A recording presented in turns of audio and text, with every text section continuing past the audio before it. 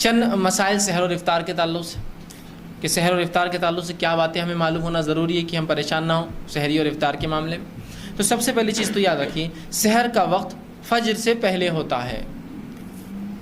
کیوں تو سحر کا وقت جو ہی ختم ہوتا ہے فجر کا وقت وہاں سے شروع ہو جاتا ہے، اور یہ ضروری ہے کہ ہم سحر جو ہے اس کے وقت میں کریں،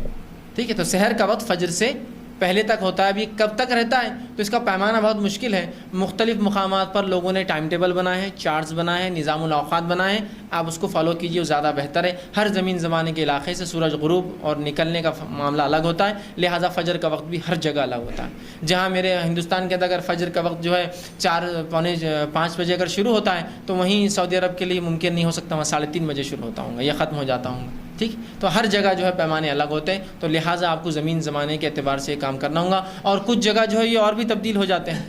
بہت جیسا جلدی ہوتا ہے، جیسے کہ کچھ جگہ فجر ہوں گی 2:30 بجے رات میں، ٹھیک۔ ایسے بھی علاقے ہیں کہ جہاں 2:30 بجے فجر ہوتی ہے اور 12 بجے عشاء ہوتی ہے رات کے۔ اول وقت عشاء کا 12 بجے ہوتا ہے، لیکن 3 گھنٹے کا ہی دن ہوتا ہے، صرف رات ہوتی ہے صرف، پھر دن نکل جاتا ہے، ٹھیک۔ تو بہت سے ایسے علاقے ہیں دنیا کے، تو اس معاملے میں آپ کو اعتبار کرنا پڑے گا اس علاقے کا، وہ علاقے میں ٹائم ٹیبل ہوتا ہے، اس کے مطابق آپ عمل کیجیے، ٹھیک۔ تو فجر سے پہلے ہم کو جو ہے یہ سحر جو ہے کرنا ہے، ٹھیک۔ سحر کرنا یہ بہت اچھا عمل ہے،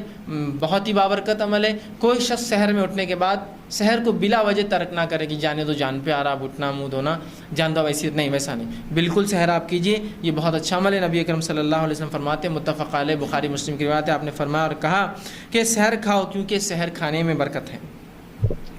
سحر کھانا چاہیے، اس میں بڑی برکت ہے، یہ بہت اچھا عمل ہے، یہ سنت ہے، یہ مستحب ہے، ریکمینڈڈ ہے، رسول اللہ نے حکم دیا اس کا کہ سحر کھایا کرو، اس میں برکت ہے۔ تو لہٰذا کوئی بھی شخص فجر میں معاف کرنا سحر میں اٹھنے کے بعد، فجر سے پہلے اٹھنے کے بعد رمضان کے مہینے میں روزہ اگر رکھ رہا ہے تو بغیر سحر کے روزہ نہ رکھے۔ لیکن یہ مسئلہ بھی جاننا آپ اور ہمارے لیے ضروری ہے کہ سحر کا کرنا فرض نہیں ہے،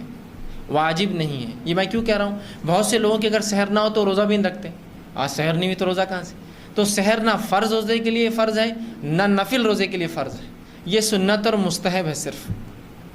بہت اچھا عمل ہے، بہت بابرکت عمل ہے، انتہائی ضروری ہے، سب کچھ ہے، لیکن فرض نہیں ہے۔ ورنہ بہت سے لوگ بولتے دیکھو یہ تو سحر کے منکر ہے، سحر کا نہیں بولتے۔ میں کہہ رہا ہوں کہ سحر بہت ضروری ہے، اچھا عمل ہے، مستحب ہے، کرنا چاہیے، سنت ہے، لیکن میرے بھائیوں فرض نہیں ہے، چھوٹ جائے تو روزہ درست ہے۔ ورنہ ایک فریضہ چھوڑ دیتے ہیں لوگ یہ علم نہیں ہونے کی وجہ سے، ارے یار سحر نہیں ہوئی تو آج کا روزہ نہیں رکھا۔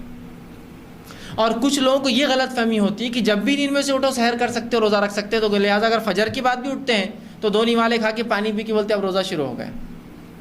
صرف ایک مسئلے کے لا علمی سے کہ سحر کرنا فرض ہے نہیں ہے، تو اب 2 لوگ تفریق ہو گئے، ایک تو روزہ ہی نہیں رکھ رہے اور دوسرے رکھتے ہیں تو کیا کرتے ہیں۔ ایک صاحب نے مجھ سے سوال کیا وہ کہ آج کا روزہ تھوڑا میرا کمزور ہے، تو میں نے کہا روزہ کیسے کمزور ہو گیا آپ کا، جبکہ 9 بج رہے ابھی تو دن کے، اور کمزور کہاں سے ہو گیا، کیا کر لیا ایسا عمل جو کمزور ہو گیا، یا تو ٹوٹ جائیں گا، کمزور کیسا ہوں گا؟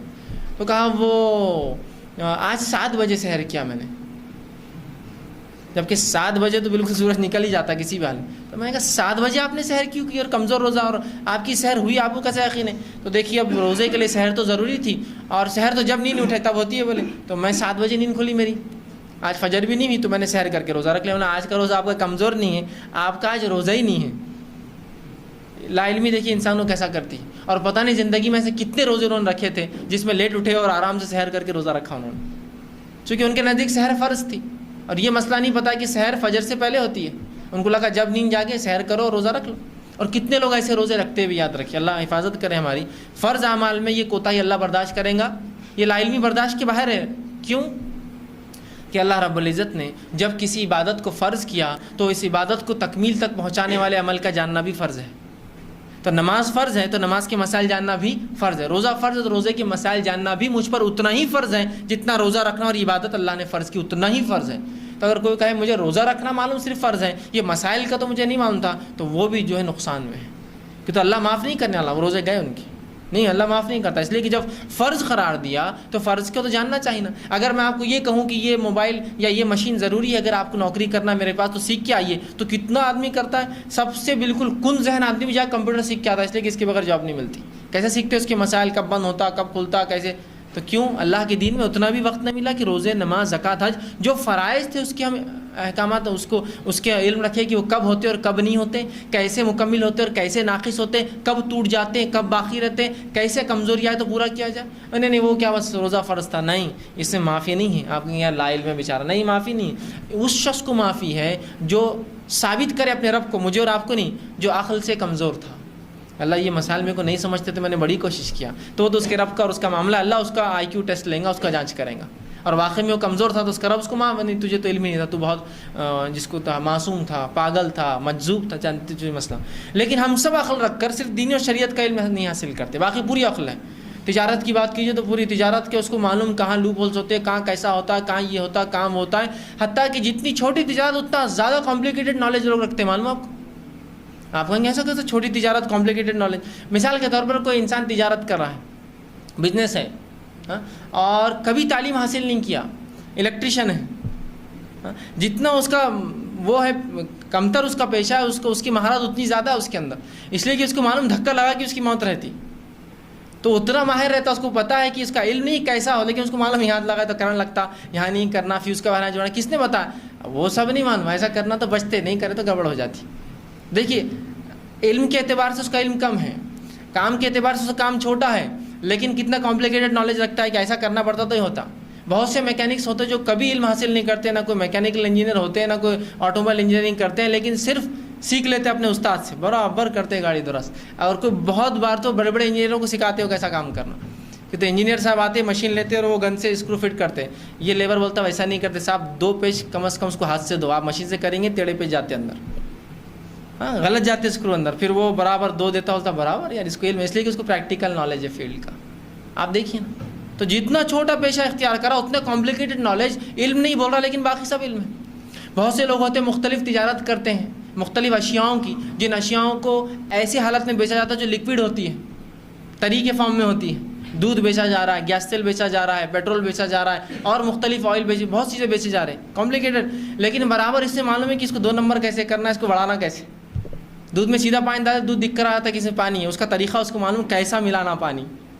گیس تیل پیلا اور سفید اور نیلا کیسا اس کو جو بیچنے کے لیے فرق کرنا ہے، حکومت نے نیلا گیس تیل نکالی اس لیے تاکہ یہ سبسڈی والا ہے، اور ایک عام گیس تیل آتا جو لال آتا، وہ گیس تیل ہوتا ہے سفید، وہ وداؤٹ سبسڈی ہوتا ہے، اس کا ریٹ 18 روپے 20 روپے، تو اس کی قیمت 40 روپے ہے۔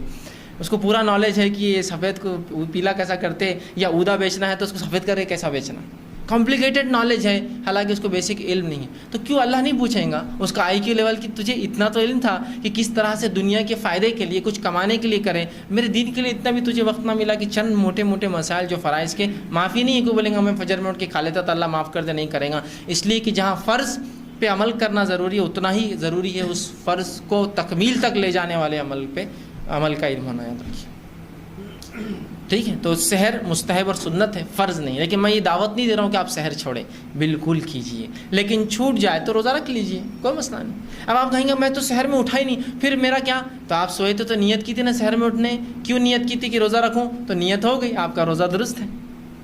یہ تو نیت ہے کہ آپ سوئے تھے اسی نیت سے کہ میں فجر کا روزہ رکھوں گا، فجر میں اٹھ کے روزہ رکھوں گا، لہٰذا فجر سے پہلے سحر کروں گا، لہٰذا آپ کی نیت ہے، اور اسی نیت پہ آپ روزہ مکمل کر سکتے، ورنہ پھر لوگ وہاں رک جاتے ہیں، میں نے تو نیت نہیں کی، فجر کا وقت بھی آ گیا اور سحر بھی نہیں ہوئی، پھر کیا کرنا؟ تو آپ کی نیت بھی درست ہے، بغیر سحر کے روزہ بھی آپ کا نفل بھی درست ہے اور فرض بھی درست ہے، لیکن بے جا سحر کو چھوڑنا اچھی بات نہیں، یاد رکھیے، ٹھیک۔ اسی طرح رمضان مبارک میں فجر